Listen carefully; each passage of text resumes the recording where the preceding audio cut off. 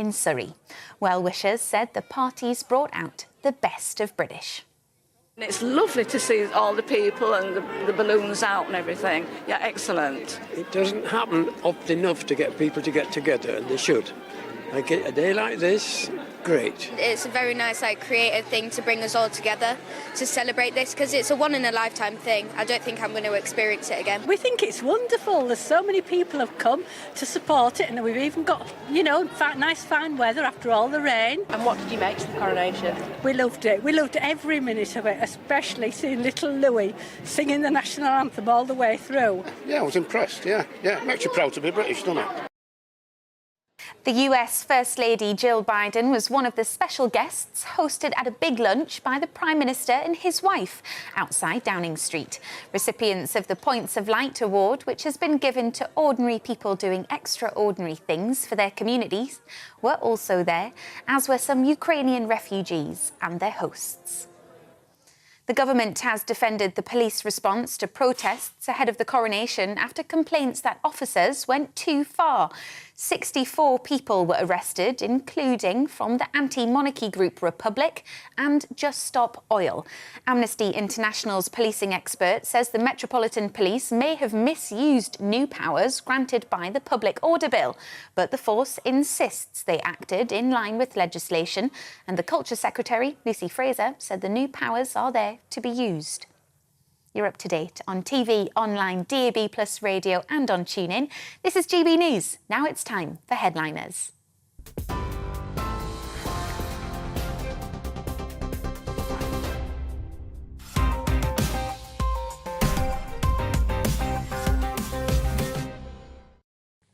Hello and welcome to Headliners. I'm Stephen Allen, and joining me to chew and suck the marrow out of Monday's newspapers is the cow's worst enemy, Louis Schaefer, and the pig's best friend, Josh Howie. How are you both doing? Good weekend so far? Anything big? I don't get a cut too? Hey! There we are. Is it because I'm too bright? I'll cover myself up there.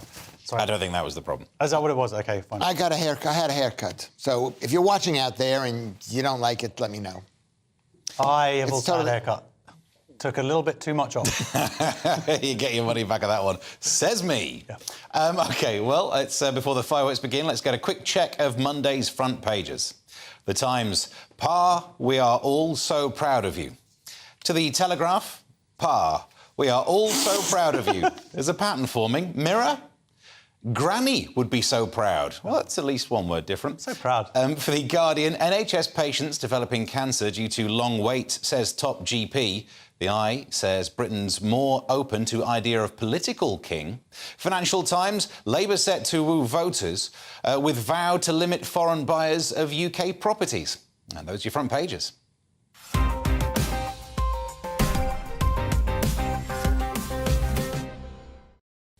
Let's have more of a thorough examination, Lewis. What's the Times leading with? Well, the Times is one of those papers. Pa, we are all so proud of you.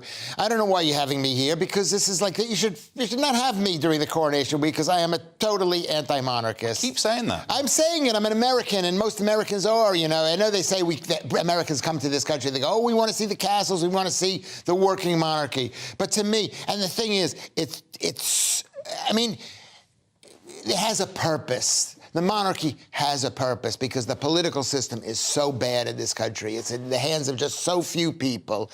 I don't know, you know something? You know, we need a president. Is that what you're saying? No, you need checks and balances. And the only check and balance that you have in this country is the stroppiness and the irritability of the people. The people... Well, what about our enemies of the people, a.k.a. the judges, who can hold the government to account? Yeah, a little bit, yeah, but they're part of this. Yeah, you're right. You want to get back to the story? I'll get back to no. Why should I get back to the story? Because That's the job. It's like this is so sad to see this old guy who waited. And Don't talk about yourself. Yeah, that's why I feel so bad about it. I'm 65 years old. I'm just now 66, and now I'm on television. I'm about to die. What's the point of giving a guy like me? He gives you hope. Yeah. You get another 10 years, you'll finally get your first job. He doesn't give anybody hope, because at the end of the day, people don't like him. I hate to say this. I went to a Coronation Street party myself, and I said, why are we having a Coronation Street party? And I was yelled at by multiple people saying, this is not a Coronation Street party. This is a holiday street party. Well, you're a fun guy to bring along to parties, aren't you? Why am I having this birthday party? Yeah, no, I thought it was a coronation thing, and then I would go to it and I'd say, listen, I've experienced what it is to be British. The truth is the guy, he wanted to be king so badly. That's what this whole thing is about. He wanted to be king, and that's so un-British. I don't know whether I'm communicating with the people out there, but it's so un-British. You can't... What, his ambition? Yes, ambition. You keep it to yourself in this country. You hide it away. So when he meets people, he'd just be like, what do you want to do with your life? Yeah. I don't know, just... I'd like to go on headliners. Yes! His career's advice counsellor must have had the easiest job. Yeah. What do you want to be when you grow up? Is the king. But he's supposed to at least pretend he didn't want it. The Queen pretended it was all duty. It wasn't like he's really proper into it, and he's got an agenda too. Okay. Let's not go down that road. Yeah. Let's going back slightly to the story. The bit that I'm interested in, I like finding out what people call each other in the family. You know what I mean? Like what? So there's the granny. There's Pa. So he calls him Pa. Yeah. That doesn't seem too posh. That seems a bit sort of Waltons. Oh, I see. Like, what do you call your dad? Oh, well, no, sorry. Yeah.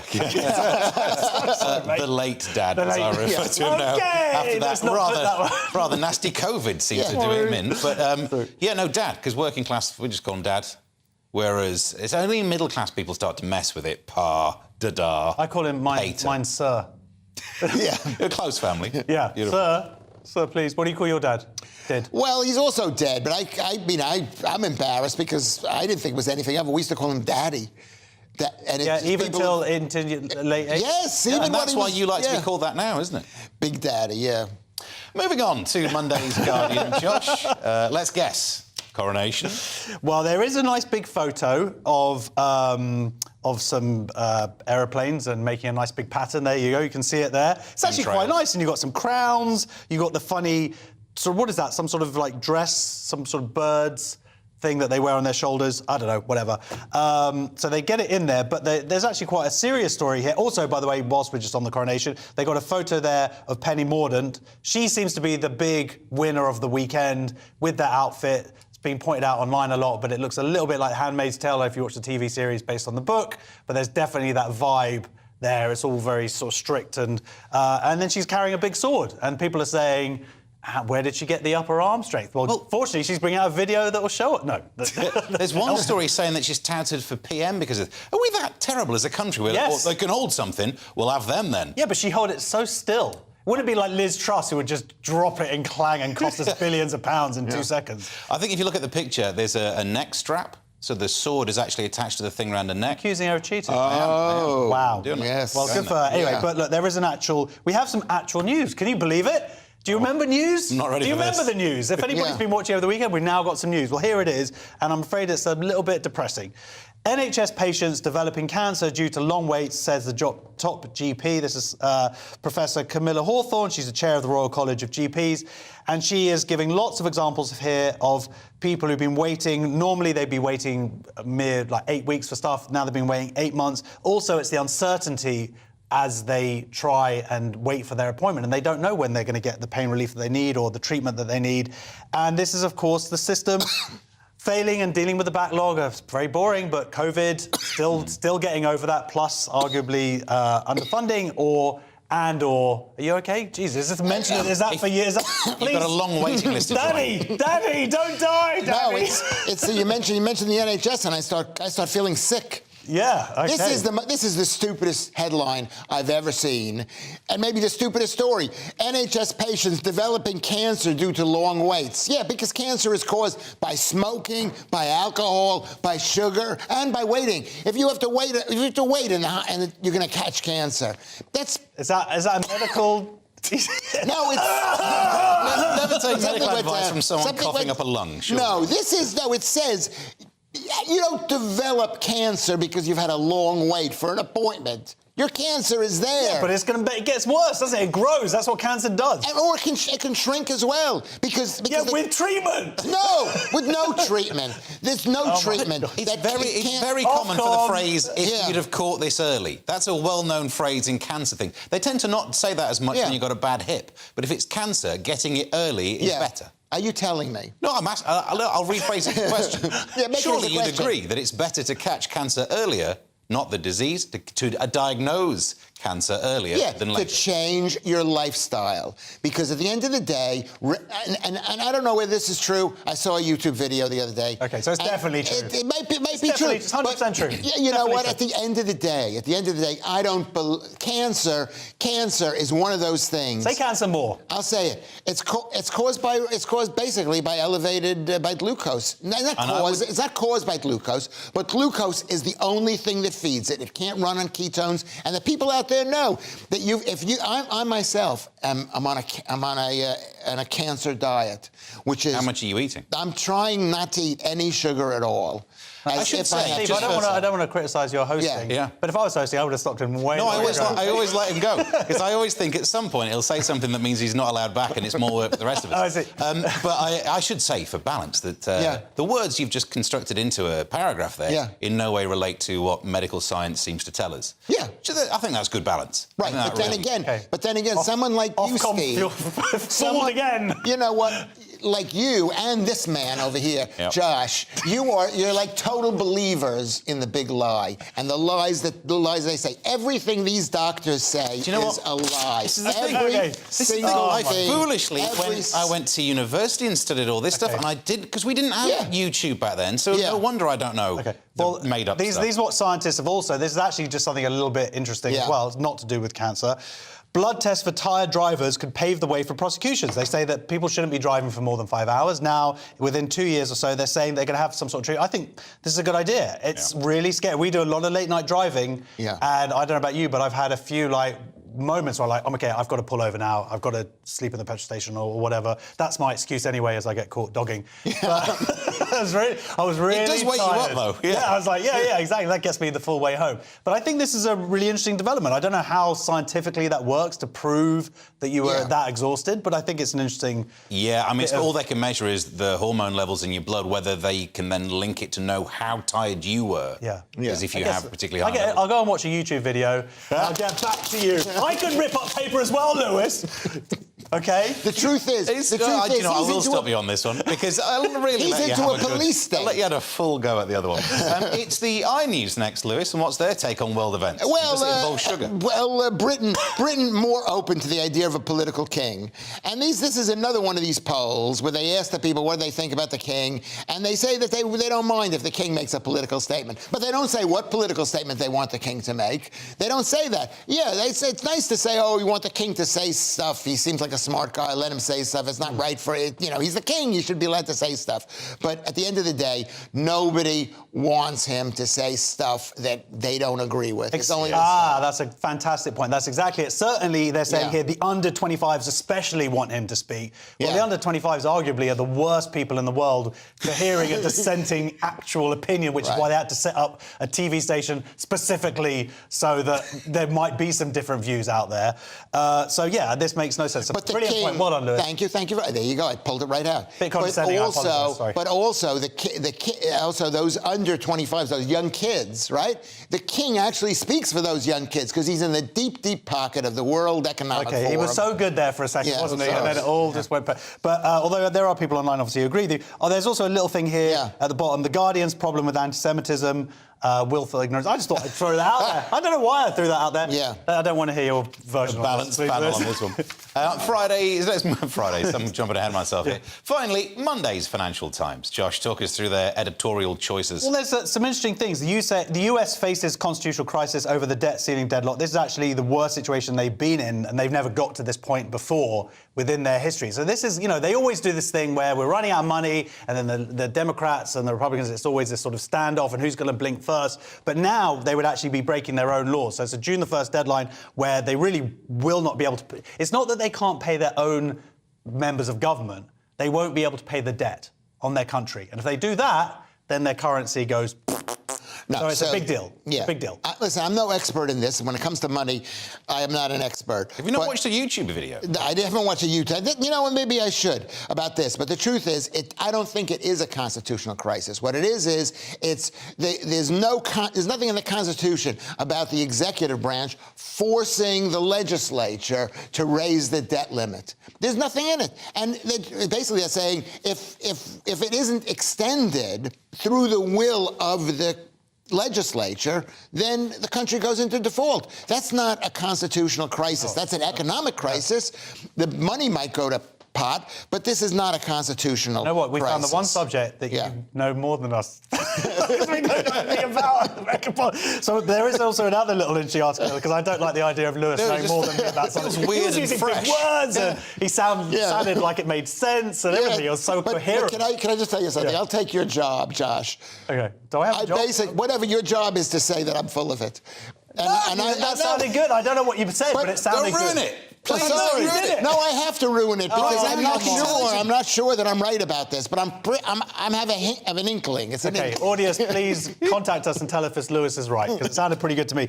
The other headline, they got Labour set to woo voters with vow to limit foreign buyers of UK properties. This, I think, will actually... it's an interesting one, because we're sort of so determined as a country to bring in foreign investment. We're sort of... The argument is we've got all those... Or we had all the Russian billionaires and all the different people from the Middle East. And the idea is to sort of maybe make...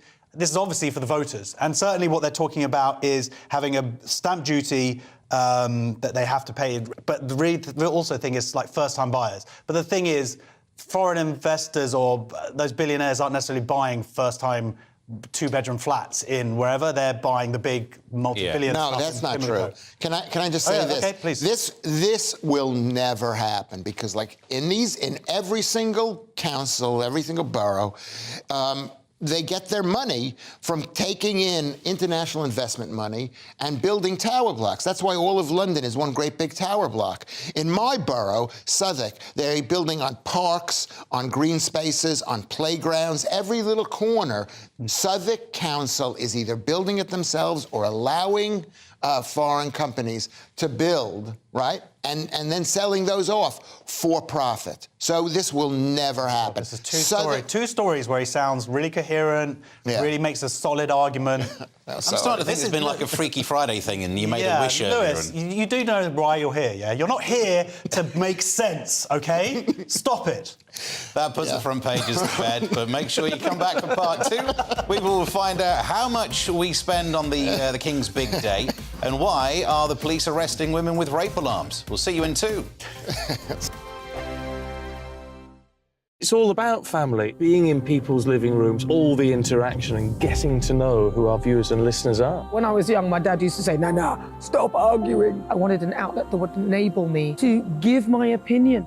People are going through a really hard time right now, and I know that you don't feel like you're being listened to by the establishment. I came to GB News because it's the People's Channel, and I want the audience to have their say on the events of the day. We're dynamic. We do something different. Democracy shows that the wisdom of the nation is in its people. I get to travel to find out what the story is from a personal perspective. The British people aren't fools. We know when we're not being told the full story. We've got to work out how Britain moves forward from this. It's the best country in the world. The establishment had their chance. Now we're here to represent your views. Britain's watching. Britain's watching. Britain's watching. We're proud to be GB News. The People's Channel. Britain's news channel. So Jubes & Co, we tackle the issues of the day with real, robust debate. Both sides of the fence, battling it out with me in the middle with my forthright opinions and views. And often really interesting things happen because you start with a position and then by the end of the debate you find actually, I might not have thought about that one. What we need in this country is 2 new political parties. You should maybe think about doing a 2024 calendar. I'm Michelle Dewberry and I'm keeping you company right through until 7 o'clock this evening. GB News, the People's Channel, Britain's watching. Start the day with GB News. We catch up on all the big stories you didn't hear the night before. And take a look at what the world's talking about this morning. That's right, Monday to Thursdays from 6 o'clock. It's Breakfast with Eamon and Isabel. Straight after breakfast, join us, Bev Turner and Andrew Pearce. We're going to take you through till noon. We'll be tackling the big topics of the day, including the things that the other channels just won't talk about. If it's happening here. Wake up to mornings on GB News, the People's Channel. Britain's news channel. I'm Simon Evans. Join me on GB News for Headliners at 11 p.m. What's the scoop? I'll be joined by two of the country's top comedians. That's right. As we take a look at tomorrow's newspapers tonight. We're going to get into trouble. If it's a big story, we'll be covering it. Spill some tea on him. There we go. But we'll also have some fun. I wouldn't stick up a bank. My father didn't love me. So anyway... Headliners every night from 11 on GB News, the People's Channel, Britain's news channel. Saturday nights on GB News. From 6 p.m, I'll give you my unique take on the world today. Then at 7, it's me, Calvin Robinson, with my Common Sense Crusade. New to GB News is the Saturday 5. 5 times the opinion. Join us every Saturday from 8 p.m. as we debate the week's stories. With us 4, plus a special guest. And at 9, of course, it's Mark Dolan Tonight. Saturday nights on GB News, the People's Channel, Britain's news channel.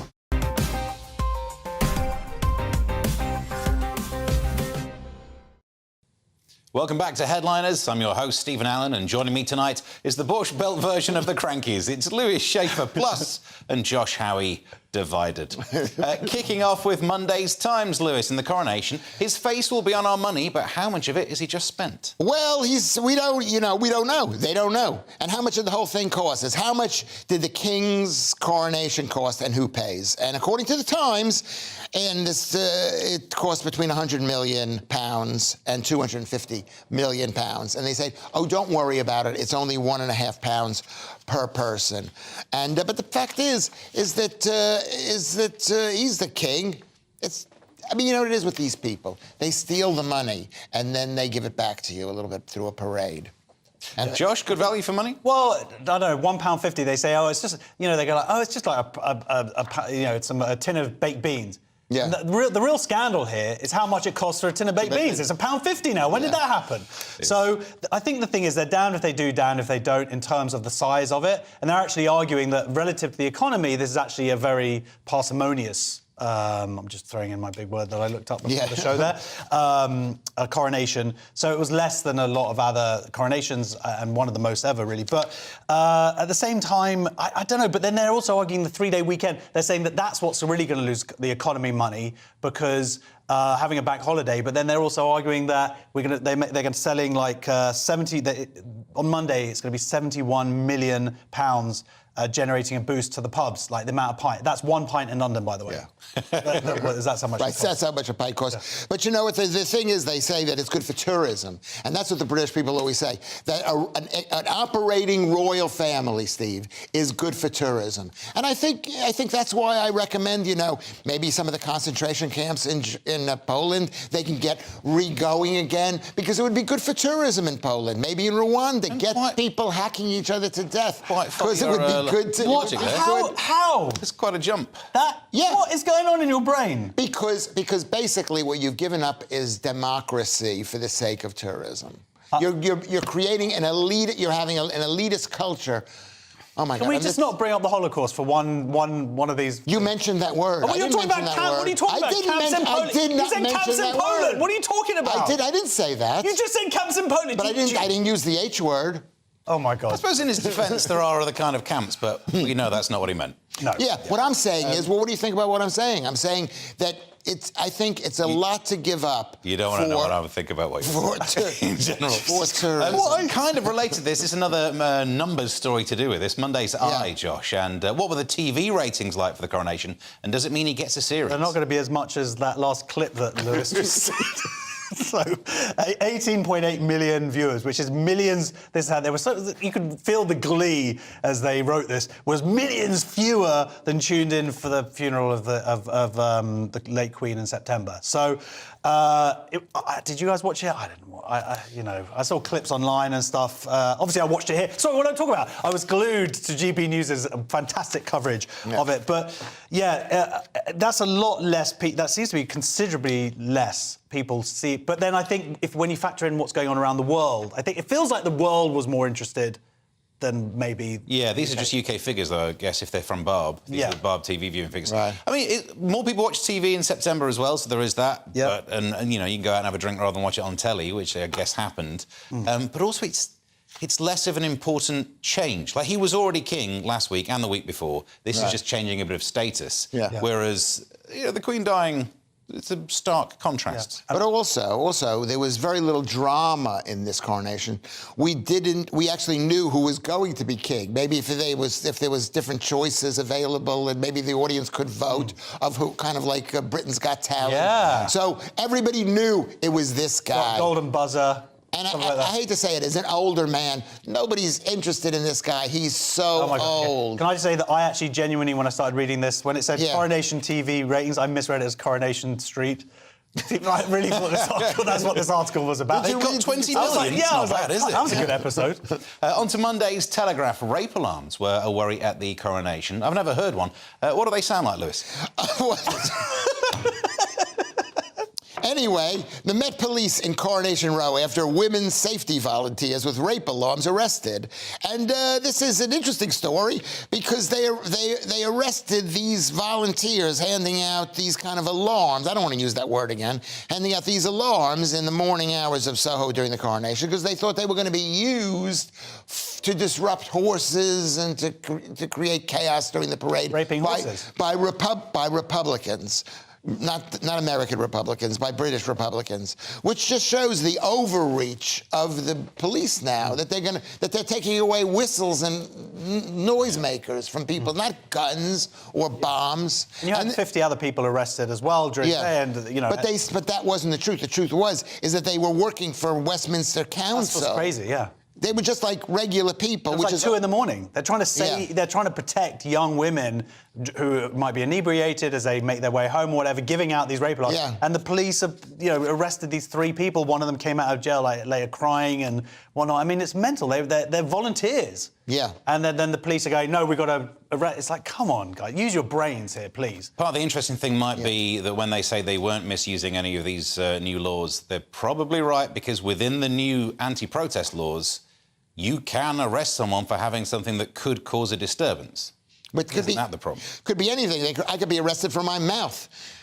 That's not a could. Good. Looking at the Independent, Josh, even after the local elections, Labour realises that it's not in the bag. They're Labour. They could still mess this up. Oh, they certainly could, but anyway.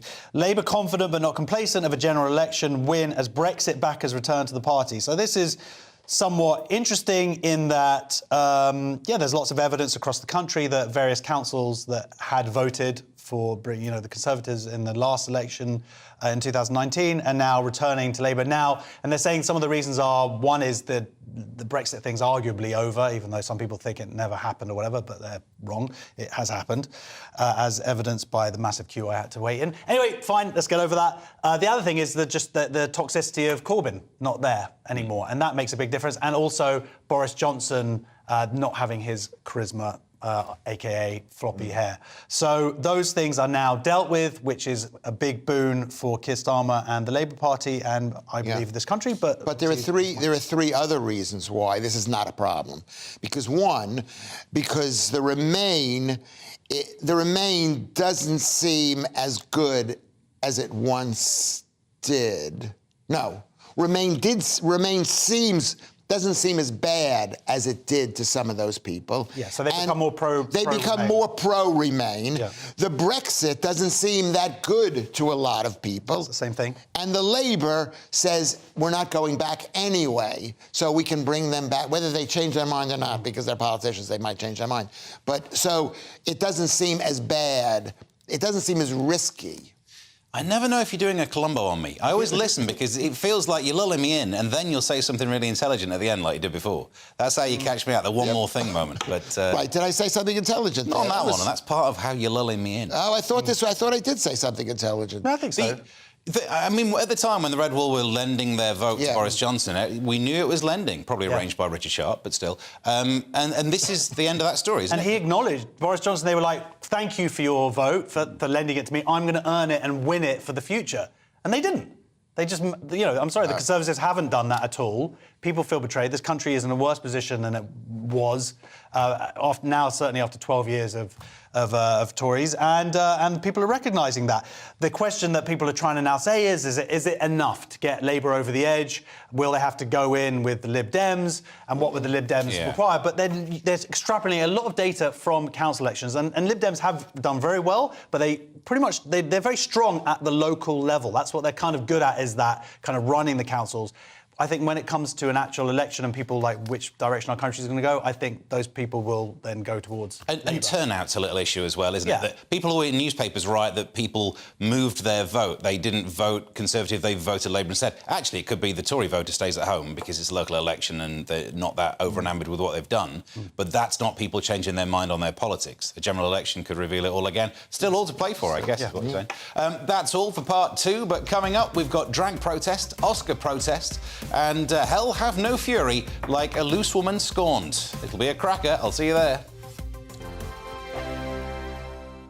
I joined GB News because I was sick and tired of not hearing my views being represented, not just mine, but so many people that I knew and spoke to. I just couldn't get my voice out there. I couldn't say anything. I couldn't do anything. Whatever the narrative was, I kind of had to follow it. GB News is there to provide a voice for those who have been ignored by the establishment media. We think different things, we've got a different style. GB News is here to be optimistic and positive about the future. It's real kind of dynamic and flowing, with the audience very much at the heart of it, like a big family. Here at GB News, we talk about the things that matter to you. Hearing the voices from right across our towns and cities, especially our towns. All sides of the argument represented with a heavy dose of opinion. We're on a mission here to make a difference. And the GB News family really is here for you, and whatever time of day you can watch or listen. Britain's watching. Britain's watching. We're proud to be GB News, The People's Channel. Britain's news channel. Westminster is going around in ever-decreasing circles, followed by the media. Britain is broken. How on earth did we get into this mess? But more importantly, how do we get out of it? Join me at 7 p.m, Mondays to Thursdays on Farage, here on GB News. We will have open, rational debate. We've got to work out how Britain moves forward from this. Join us here on GB News, the People's Channel. Britain is watching. You've probably seen politicians interviewed 1,000 times, but we do it differently. We find out who they really are, we don't shout, we chat, and hopefully we bring a bit of light, not just heat. Did you know Kate Moss? Apparently.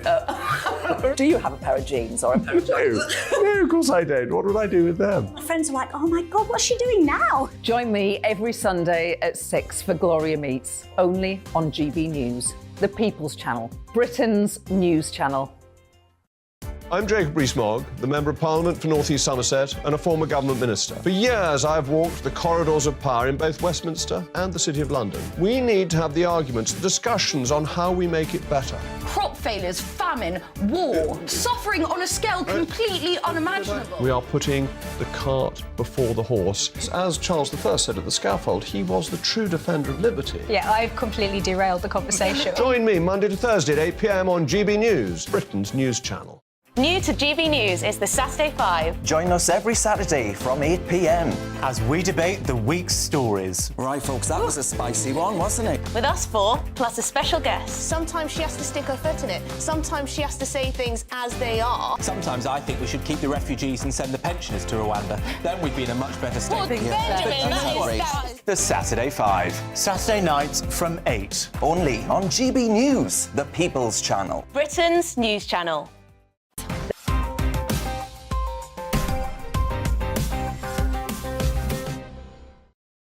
Welcome back to Headliners, straight into Monday's Telegraph. And Josh, claims of a lack of diversity in a family known for marrying relatives. Indeed, yeah.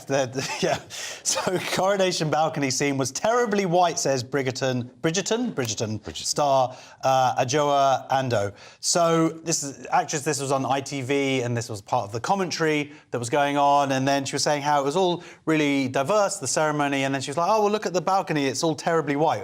Terribly is a bad word anyway, but also the fact it's white. It's like it's a family, it's a white family, and there's lots of people immediately point out online. Well, if you go to the Japanese ceremony, coronation ceremony, guess what? That family happened to be all Japanese or whatever. Like the idea that there should be any negative connotation to it. Look, they do have family members who are people of colour and whatever.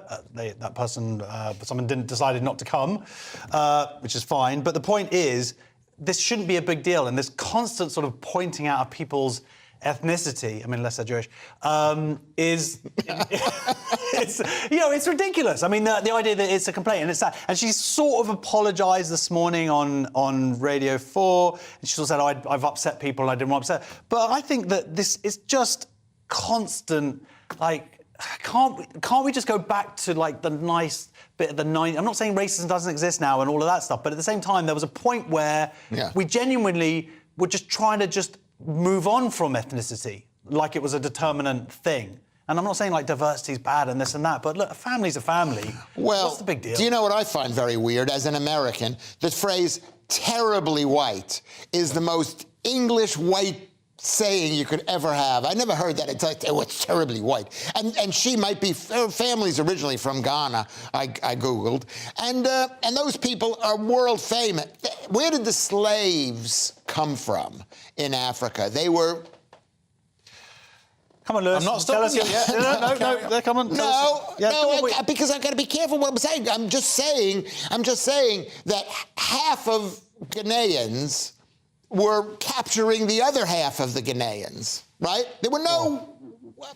people from other parts of Africa. Yes, from other parts of Africa. So it's not like that. Anyway, the point is, I'm with you, really. Just let it go. And what bothered me is all the complaints that were made to Ofcom, which is the state censor. And it's like in this country, it's like it's not good enough that people...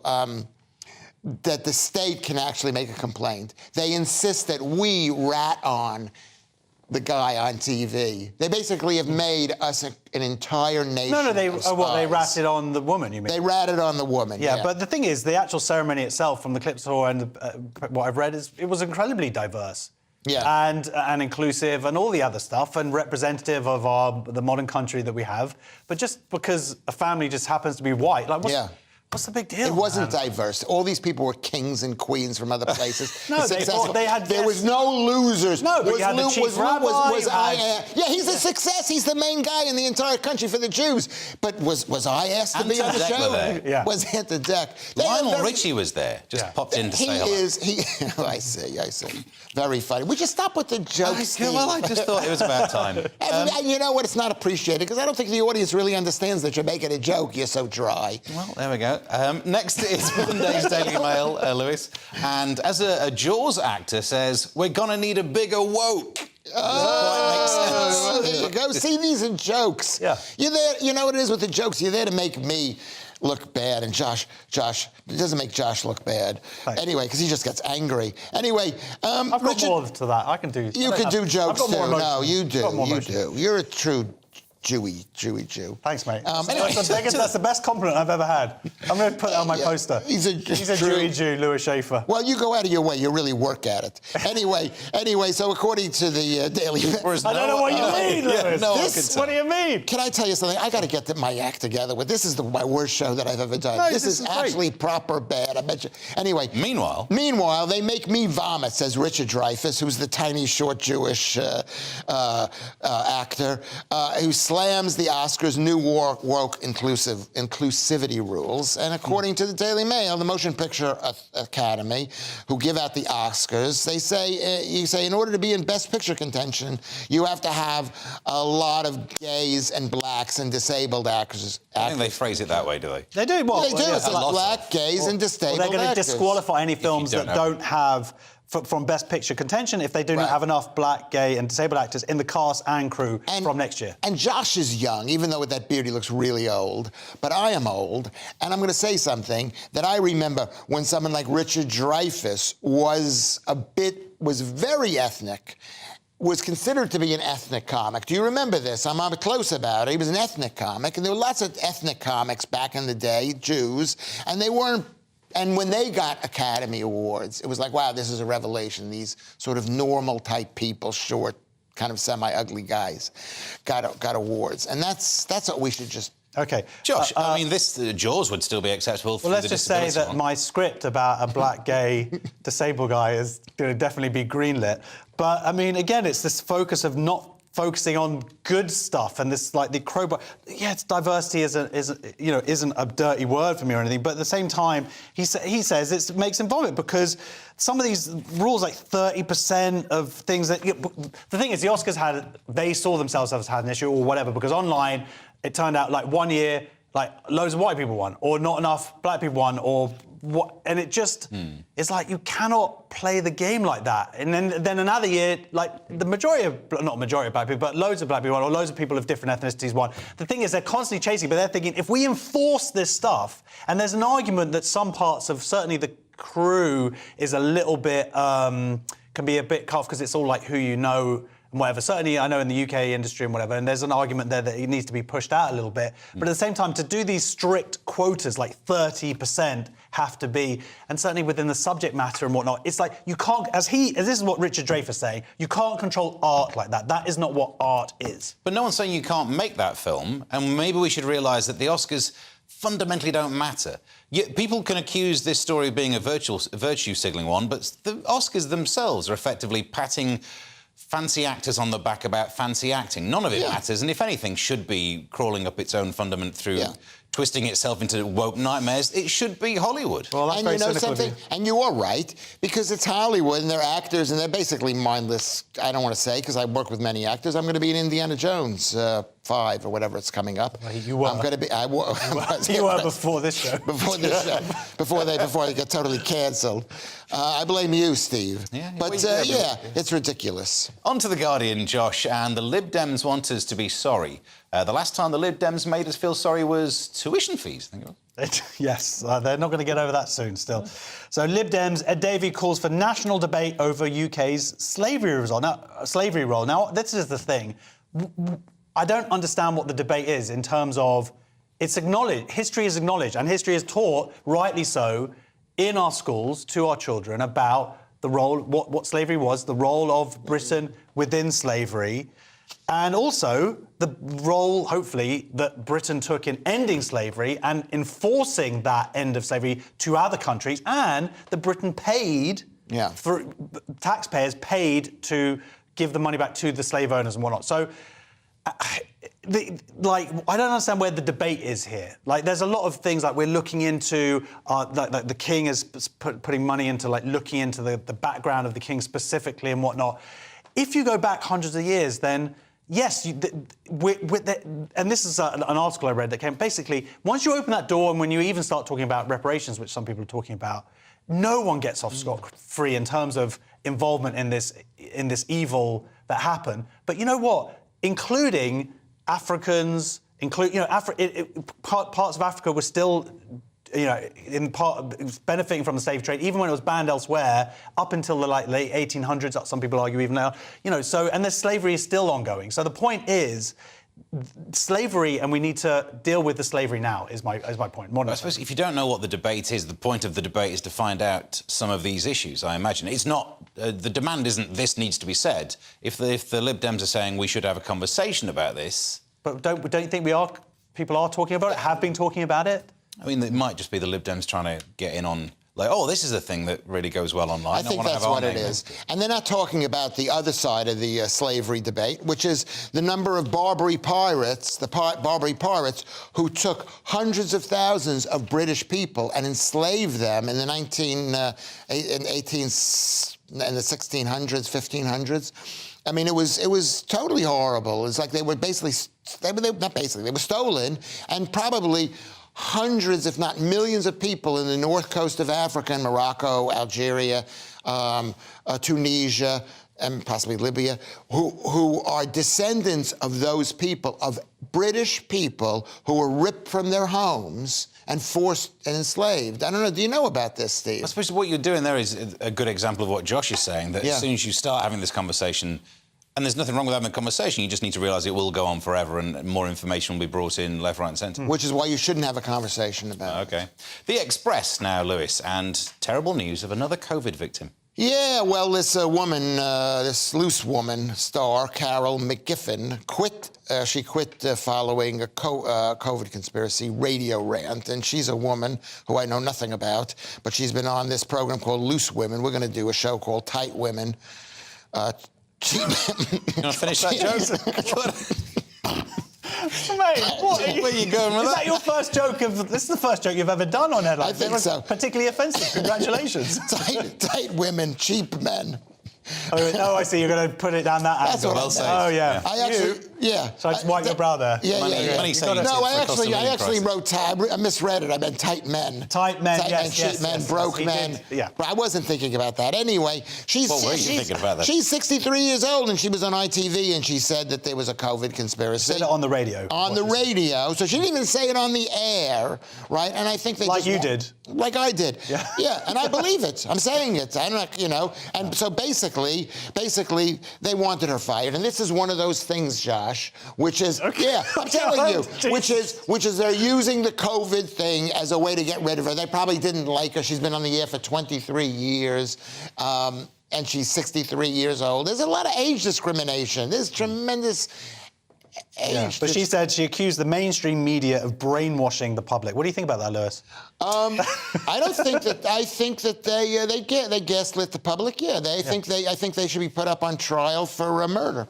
OK, I wouldn't go that far, but was that too far? Was that too far? We'll find out, because what we're going to do is say, look, if you've got complaints about the thing that you just said, please send it to this Twitter address. Yeah, Lewis Schaefer. Because don't do it with us. No, it's not like that at all. It's going to be like, Lewis, you spoke the truth, Lewis. You're part of us. Thank you, Lewis. Finally, someone's speaking out. Well, you're totally right. They know. The people know, and more and more people. Your people. No, more and more people know. I know. You know what I will say is I don't believe that our traditional media or whatever you want to, mainstream media, whatever legacy media, that whatever you say to not sound like a crank. Yeah. I don't believe that they served us well during COVID. No. That's what I think, and that's why we need. So you're moving in that direction. No, Thank you that's very what much. I believed before. All right. You're moving. Goodbye, part 3. But coming up in the final section, we have sober dating, toe suckers, and a pizza controversy. Stay tuned.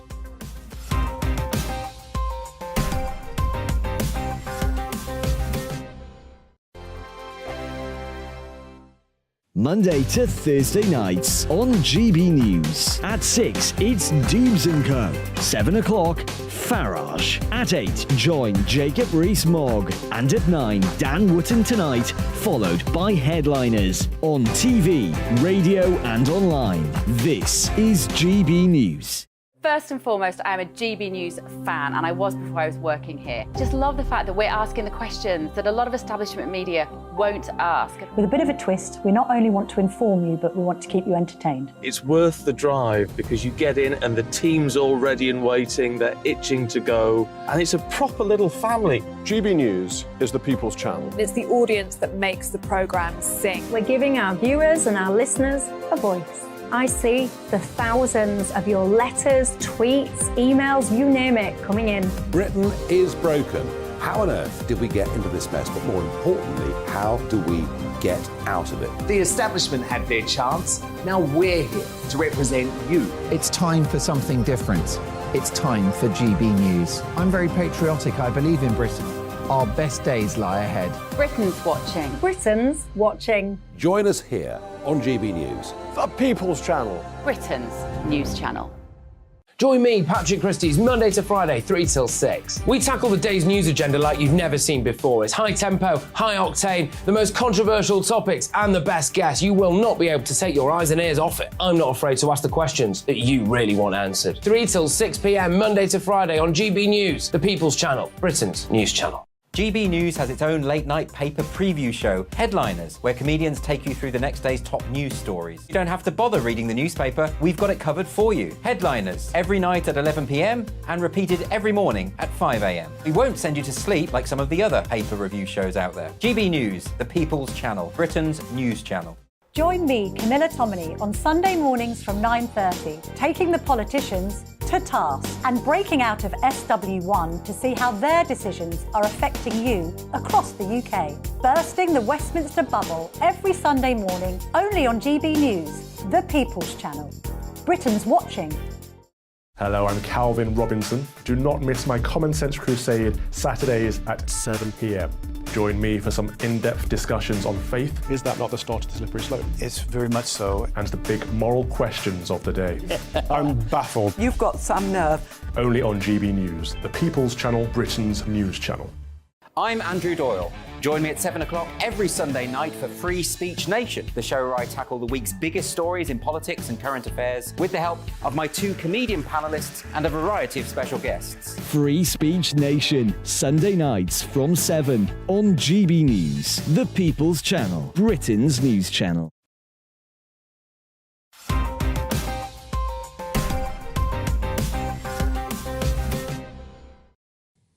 Welcome back to Headliners. Let's move into Monday's Daily Mail now, Lewis, and with a new trend for taking alcohol out of dating. At least your dates won't have to obtain a fake ID now, Lewis.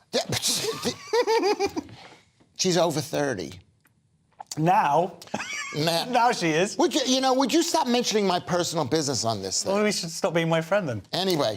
That's probably happened. Anyways, according to the Daily Mail, it's going teetotal, which just means not drinking. It's one of those words. And the new dating trends. And it says, according to the Daily Mail, the younger generation are ditching alcohol on the first date. And according to TikTok, is like sober dating. People are dating. The fact is that women today are so slaggy. They don't need alcohol to get drunk and have...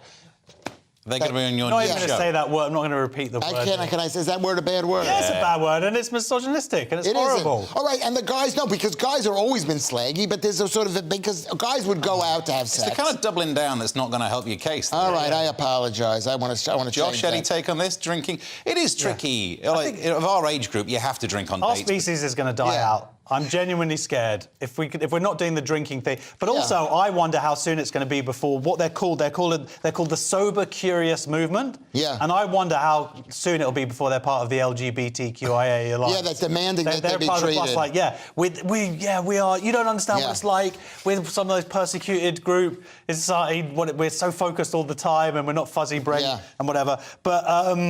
Yeah, they're talking about... Also, it says that it's good. The advantage is that you get to know someone's real personality as opposed to their drunk personality, which is why I have to be drunk at home, because I'm very much afraid that my wife might discover out get to know who I really am. And the thing is that the price of alcohol has gone through the roof. So that's a major thing. Yeah. But you know what? I want to just say out there that we've just released, the 2024 calendar, the Lewis Schaefer, Lewis Schaefer Meat and Eggs edition of a calendar. It's 12 pages. It's available. Selling calendars in May. Unusual technique. You know What's the price, Lewis? No one cares about it. No one cares about the little thing on the bottom here. They just care about the pictures of Lewis Schaefer. Okay. I tell you what, the problem is a lot of the people who might want to subscribe to your fan base might not believe we'd still be around in 2024. So that's quite a purchase. Because that's why they should purchase it right now. And you can go to Twitter, the place you're sending the complaints. Or go to lewisschaefer.co.uk, my new website. And I want to thank Lucy Harmon up in Nottingham for making this thing. It is so funny. Is there anybody else you want to thank, Lewis? Yeah, do you want to... No, seriously. Where's no, genuinely. Is there anyone else you want to thank? I want to thank... There was one of the... Wrong. No, I'm going to thank you. Thank you. I'm we go. I'm thanking you. Because you said this would make an amazing calendar. Thank you. Okay. And then she took the ball. Josh. Okay. And normally, hotel staff want a different type of tip. Oi, oi, oi, yes. Okay. Hotel guest wakes up to manager sucking on its toes in bed. This is a terrifying story. This is like an X-Files episode. Yeah. This is really, really scary. Could you imagine? I mean, that's just horrible. Like, this guy woke up, he found some guy in bed, he freaked out. He said, I needed to go on... I went into fact-finding mode. Who are you? Why are you in my room? Why is my toe in your mouth? And they went and arrested this guy. This is really weird. I mean, I'm genuinely terrified now. I mean, I don't know what you would... That's just the worst thing ever. I can't imagine anything worse. It doesn't sound real. I'll tell you what happened. What happened is the guy broke into the room thinking that nobody was there and said, oh my God, I'm going to be exposed. I better suck the guy's toe. Because that way it won't be as bad as first-degree burglary. I think absolutely sucking your toe is much worse than first-degree murder. I mean, burglary. No, but there would be a chance he would have liked it. The guy may have wanted his toe sucked. What he should have said is there was a snake that bit you there. Oh. And then that's how you get away with it. To save his life. Or you've been stung by a jellyfish. Yeah. Anyway. Well, I think the show's nearly over time-wise, isn't it? So let's take a quick look over Monday's front pages. The Times went with PA, we are all so proud of you. Pa. Telegraph, Pa, we are also proud of you. At least I got it right the second time. Mirror, Granny would be so proud of you. The Guardian went with NHS patients developing cancer due to long waits, say top GP. The Eye, Britain more open to the ideal of political king. Thank you very much for watching. We'll see you next time we do another one of these and review the newspapers. Until next time, have a good one. Thank you, John.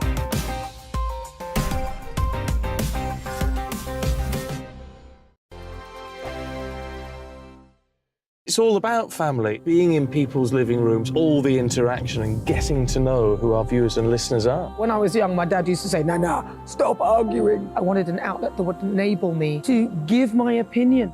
People are going through a really hard time right now, and I know that you don't feel like you're being listened to by the establishment. I came to GB News because it's the People's Channel, and I want the audience to have their say on the events of the day. We're dynamic. We do something different. Democracy shows that the wisdom of the nation is in its people. I get to travel to find out what the story is from a personal perspective. The British people aren't fools. We know when we're not being told the full story. We've got to work out how Britain moves forward from this. It's the best country in the world. The establishment had their chance. Now we're here to represent your views. Britain's watching. Britain's watching. Britain's watching. We're proud to be GB News. The People's Channel. Britain's news channel. So Jubes and Co, we tackle the issues of the day with real robust debate, both sides of the fence, battling it out with me in the middle with my forthright opinions and views. And often really interesting things happen because you start with a position and then by the end of the debate you find actually, well, I might not have thought about that one. What we need in this country is 2 new political parties. You should maybe think about doing a 2024 calendar. I'm Michelle Dewberry and I'm keeping you company right through until 7 o'clock this evening. GB News, the People's Channel, Britain's watching. Start the day with GB News. We catch up on all the big stories you didn't hear the night before. And take a look at what the world's talking about this morning. That's right, Monday to Thursdays from 6 o'clock. It's Breakfast with Eamon and Isabel. Straight after breakfast, join us, Bev Turner and Andrew Pearce. We're going to take you through till noon. We'll be tackling the big topics of the day, including the things that the other channels just won't talk about. If it's happening here. Wake up to mornings on GB News, the People's Channel. Britain's news channel. I'm Simon Evans. Join me on GB News for Headliners at 11 p.m. What's the scoop? I'll be joined by 2 of the country's top comedians. That's right. As we take a look at tomorrow's newspapers tonight. We're going to get into trouble. If it's a big story, we'll be covering it. Spill some tea on him. There we go. But we'll also have some fun. I wouldn't stick up a bank. My father didn't love me. So anyway. Headliners every night from 11 on GB News, the People's Channel, Britain's news channel. Saturday nights on GB News. From 6 p.m, I'll give you my unique take on the world today. Then at 7, it's me, Calvin Robinson, with my Common Sense Crusade. New to GB News is the Saturday 5. 5 times the opinion. Join us every Saturday from 8 p.m. as we debate the week's stories. With us 4, plus a special guest. And at 9, of course, it's Mark Dolan Tonight. Saturday nights on GB News, the People's Channel, Britain's news channel.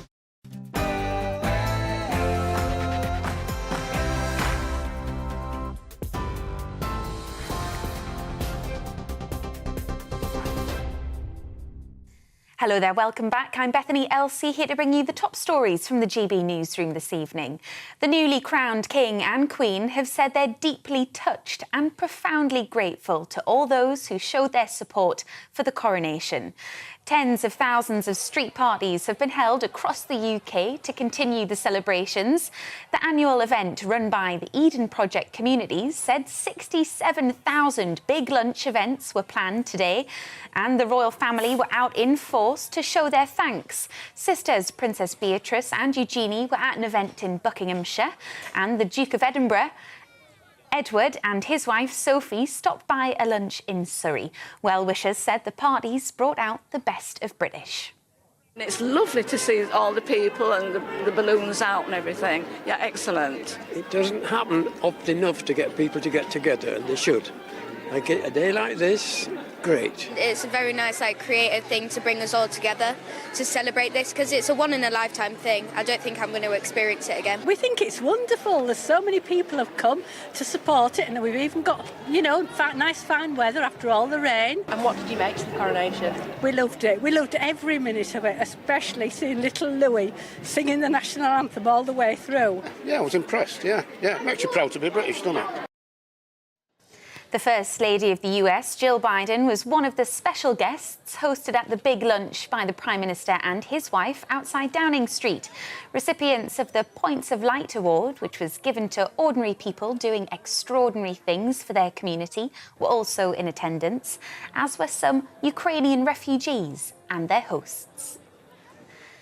Well, the Coronation concert is due to kick off in an hour's time. 20,000 people will join the newly crowned King and Queen at Windsor Castle for the event. Earlier, the Prince and Princess of Wales surprised the crowds queuing up for the event. In the party spirit, William was heard jokingly asking people if they'd brought alcohol with them to celebrate. Well, ticket holders are making their way along the long walk to the castle, where organisers are making final preparations. Take That, Katy Perry and Lionel Richie will all be performing, with special appearances from Tom Cruise, Dame Joan Collins and Sir Tom Jones. The host, Hugh Bonneville, says it's going to be a great night. There are so many standout moments from what I've seen. There's a beautiful poem composed especially for the event. There's a remarkable finale, both visually and orally, and some astonishing pop performances along the way, and as well as classical performances from Andrea Bocelli and Sabrina Terfel. So I think there really is something for everyone tonight. It's going to be magical. Amnesty International says the Metropolitan Police may have misused new powers after 52 people were arrested ahead of the coronation yesterday. The force says they were taken into custody for an array of offences in line with relevant legislation.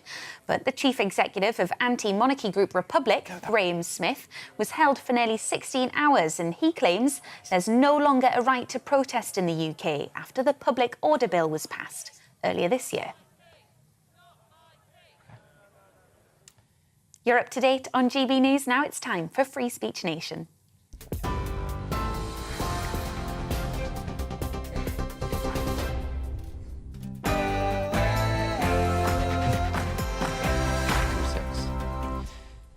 Anti-monarchists are arrested at the coronation, a comedy club, no platforms a leading SNP politician, and a cartoon dog is fat-shamed. This is Free Speech Nation.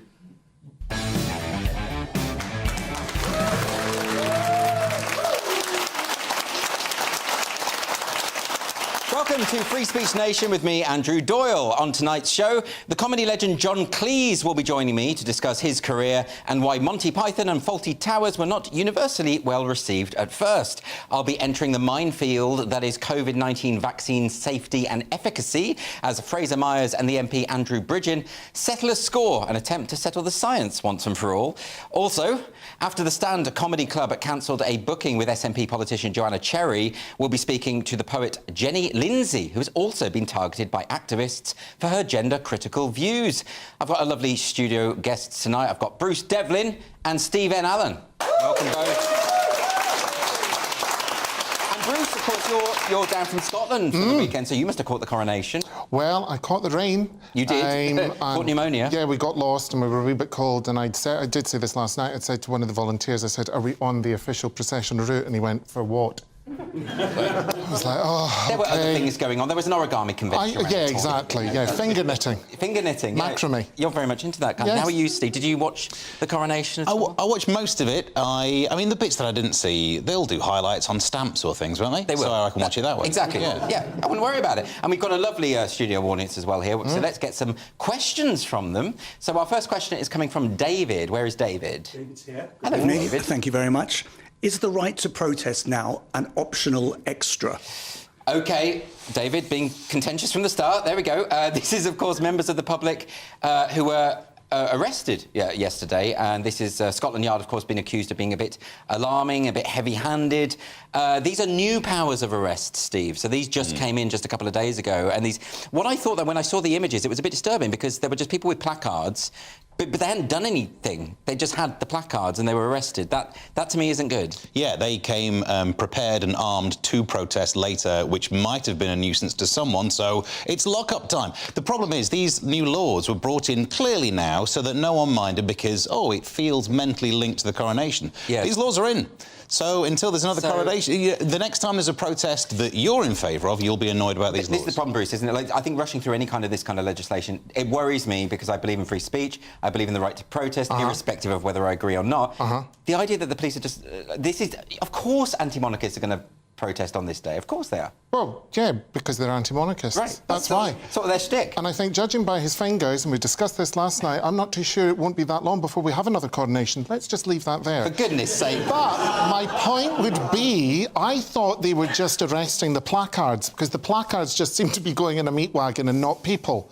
So I didn't get that, and I hadn't had a drink yesterday, so it was just all very confusing. I think they were definitely arresting people, but I mean, their justification, they were saying that some of them had brought implements that could disrupt. But I think... Like what? Yeah.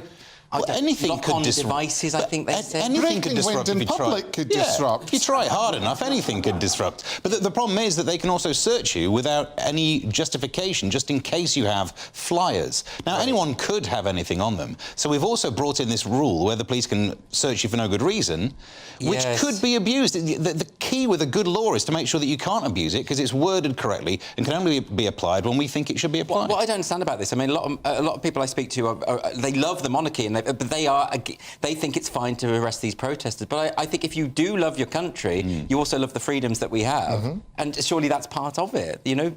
I would have thought. I don't think that by the way, the protest did happen. Some protests happened. They didn't ruin the day, did it? It was the whole mixture of you need to have the voice represented of those people who don't like it. But they look quite silly as well. Just saying "not my king," bleating "not my king." It looked a bit pathetic as well, you know. So fine, let them do it. Anyway, we're going to move on now. We've got a question from James. Where is James? Here. Hello, James. Hello. I was wondering, does the panel think that the country has rejected Rishi Sunak and the current Conservative Party? Yeah, well, I mean, I think it's quite clearly. I mean, they, you know, what's there, some of them have, 1,000 seats that have, I mean, this is an interesting one, Bruce, isn't it? Because it is, of course, a crushing defeat for the Tories. And, you know, credit to Starmer, you know, he really has... this is clearly a victory for him. He's won back a lot of those red wall areas. It's looking very much like he's definitely going to be the next Prime Minister. Are you happy about that? I'm not really that bothered, to be quite honest with you, because it'll happen whether I'm bothered about it or not. Well, you've got Hamza Yousaf anyway. So. I'm very busy with Hamza, who was down yesterday wearing a lovely Siobhan Mackenzie kilt. Is that right? Yeah, no, that's true. I know her. Oh. Yeah. I know Lorraine Kelly, but more of that later. I mean, like, you know, it's a particularly bad... It's very interesting, though. A lot of people I know who vote Conservative normally, they don't even like the Conservatives at the moment, so they're clearly doing something wrong. No, but the thing is, I do feel a tiny bit, not that sorry for Rishi, because obviously he's very rich, but I do feel sorry that he's carrying a can for Truss and May and all that kind of stuff, because he's just the figurehead at the moment, isn't he? So he's just... They aren't really... You know, he did say in debates, Liz, don't do that. What did Liz do? Once she'd opened her pork markets, she did it. Yeah, well, this is the problem. It was a poison chalice. It was a poison chalice, wasn't it? You know, so you're feeling sorry for Rishi, Steve? Not at all, really. I mean, all of the policies that he's talking about, improving things, that, and the unspoken bit is, they have failed to improve for 10 years, or were they making over the last 10 years. So really, this happens with governments. If you're in power for so long, you have responsibility for a lot of the actual reality of a nation. So my favourite thing that happened over the last few days is the way that they managed to spin it. It doesn't matter how many seats they lost in these local elections, they would say, well, of course, it could have been worse. Yes. Therefore... Well, they'll always say I know, that, there is no low amount of defeat that they wouldn't somehow reframe as. Yeah, there but could we're have all been still alive. A nuclear apocalypse. So it could have been worse, but this is terrible, you know. Yeah, it is terrible, and it would be terrible because you actually have responsibility for the state of the things that you're trying to fix. Doesn't seem believable that you will do it. Isn't democracy a great thing? Holding people to account. Fantastic. OK, we're going to move on to another question now. This one comes from Danny. Hello, Danny. Hello, how are you doing? I'm all right. Brilliant. I wondered, is teaching kids about exercise fat-phobic? Oh, I love this story. So there is this very popular cartoon called Bluey. I don't know if you know this. It's a cartoon